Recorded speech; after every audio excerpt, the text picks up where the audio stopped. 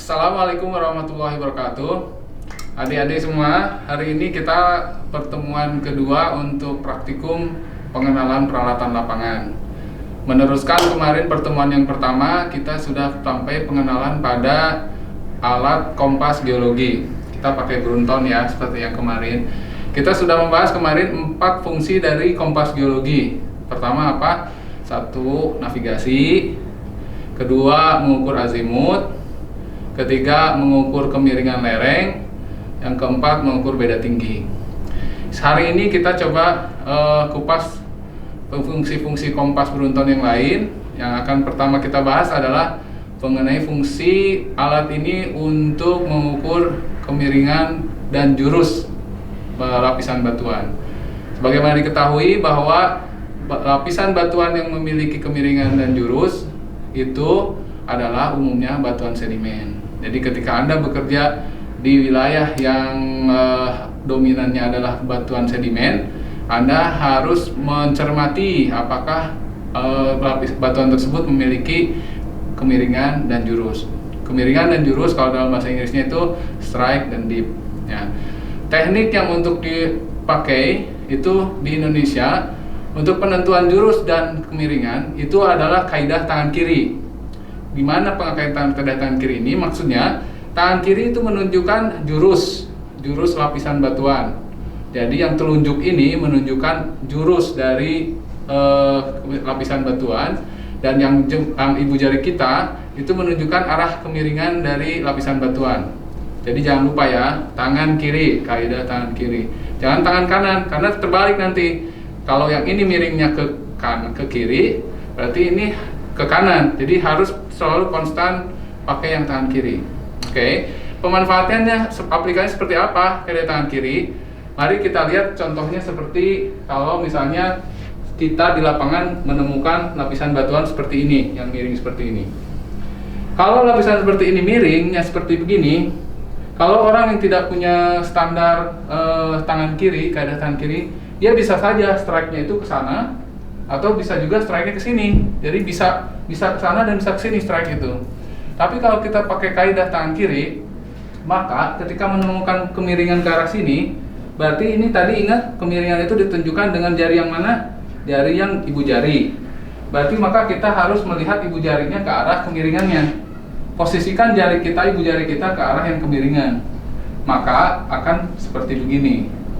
Jadi ibu jari akan menunjukkan ke arah kemana kemiringan lapisan batuan tersebut, dan yang telunjuk akan menunjukkan jurus dari kemiringan batuan. Nah, jadi yang berlaku adalah ketika memakai tali tangan kiri, maka jurusnya adalah ke sana, ke arah menjauh dari kita, dan kemiringannya ke sini. Ingat, jangan terbalik, karena begitu Anda bilang jurusnya ke sana, maka kemiringannya akan berbeda, dia akan miring ke sana. Ini padahal kenyataannya di lapangan seperti ini, miringnya ke sini. Jadi strike itu sangat penting penentuannya, jangan terbalik. Berbeda arah berarti berbeda juga ke arah kemiringannya. Oke. Sekarang kita fix, kita pakai kaidah tangan kiri ya. Berarti strike-nya itu ke sana, menjauh dari kita. Ya. Kemiringannya ke sini. Cara mengukurnya bagaimana? Nah, kita gunakan kompas geologi. Kalian sudah kenal ini kemarin, sudah familiar dengan bentuk kompasnya. Step pertama adalah kita bersihkan dulu bidang lapisannya. Kalau ada yang kotor-kotor, kita upayakan sebersih mungkin. Kalau dia tidak rata atau bergelombang karena lapisannya tidak mulus, upayakan pakai alas. Pakai alas, misalnya pakai notebook kita, buku catatan lapangan kita dipakai alas, atau papan dada yang membuat kita kalau mau bawa papan dada. Kalau nggak ada ya berarti pakai alas buku catatan lapangan kita. Kemudian setelah itu anggaplah ini lapisannya mulus begini, sehingga kita bisa tahu pasti bahwa ini memang bidang lapisannya. Maka yang pertama adalah kita buka kompas Brunton full, sama yang tutupnya juga kita buka full. Ingat, arah yang penunjuk ke lubang peer view, itu selalu menunjuk ke arah strike.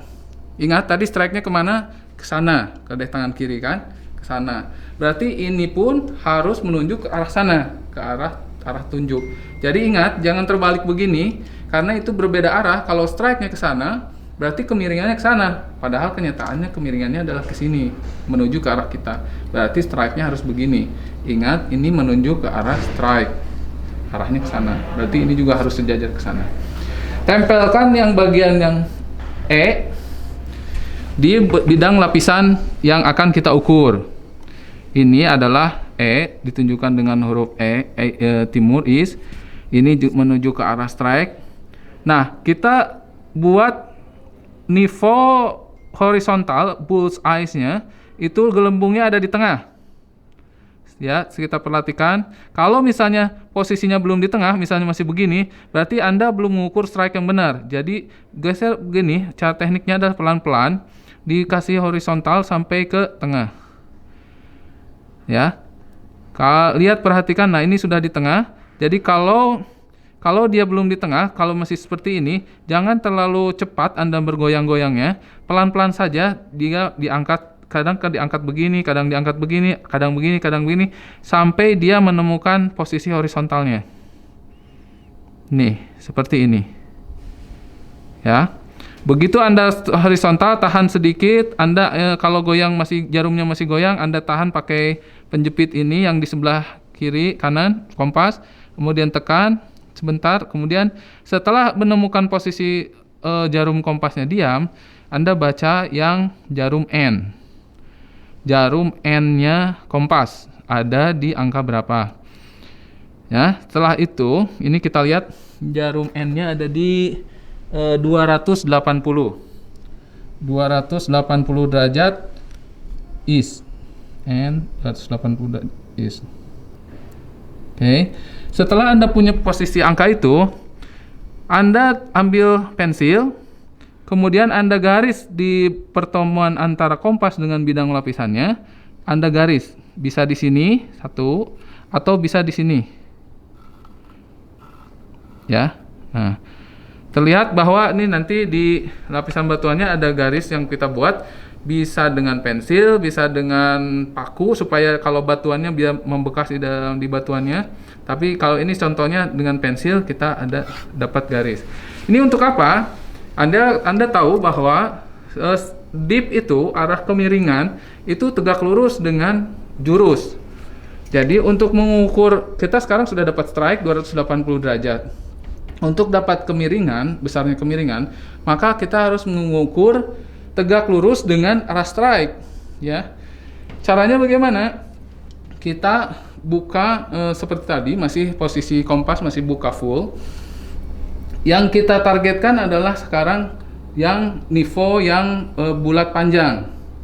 Kita tempelkan dengan posisi W, posisi yang sudut ini tepi W di kemiringan lapisan batuan. Jadi seperti ini. Patokannya juga sama. Ini yang penunjuk ini harus menunjuk ke arah kemiringannya. Jadi ingat, jangan begini karena nanti ini tidak akan bisa dilevelkan nivonya karena terbatas dia.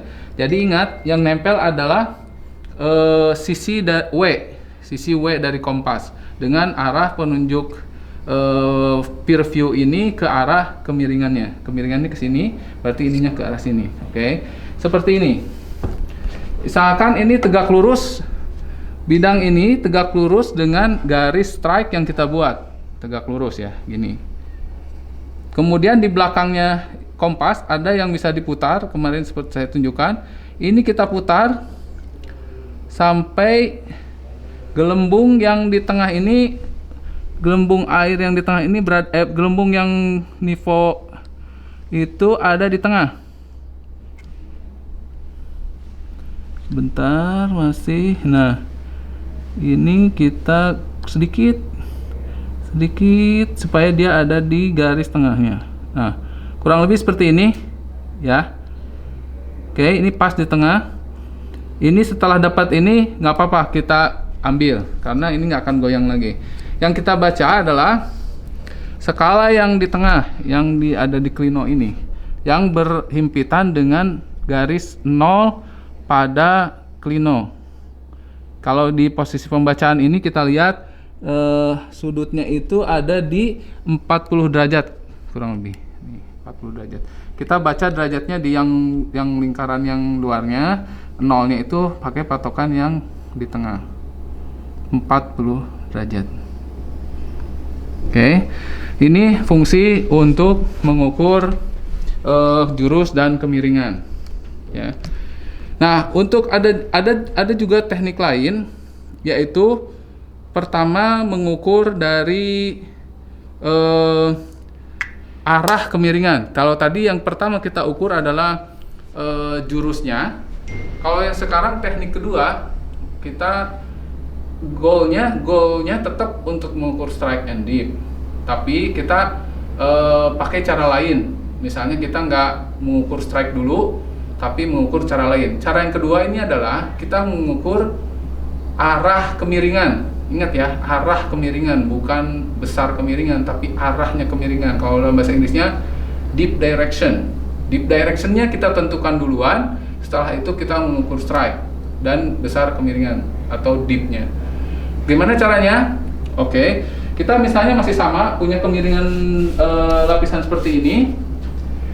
Yang bedanya adalah ketika deep direction, arah kemiringan itu patokannya apa? Patokannya dia harus tegak lurus dengan strike, tegak lurus dengan jurus. Ingat, kaidah tangan kiri masih tetap digunakan. Kita masih ke tangan kiri bahwa strike-nya masih tetap ke sana, deep-nya ke arah sini. Yang kita ukur sekarang pakai metode kedua, bahwa deep direction yang akan kita ukur duluan. Untuk mengukur deep direction berarti kan kita harus mengukur arah ke sini, ya kan?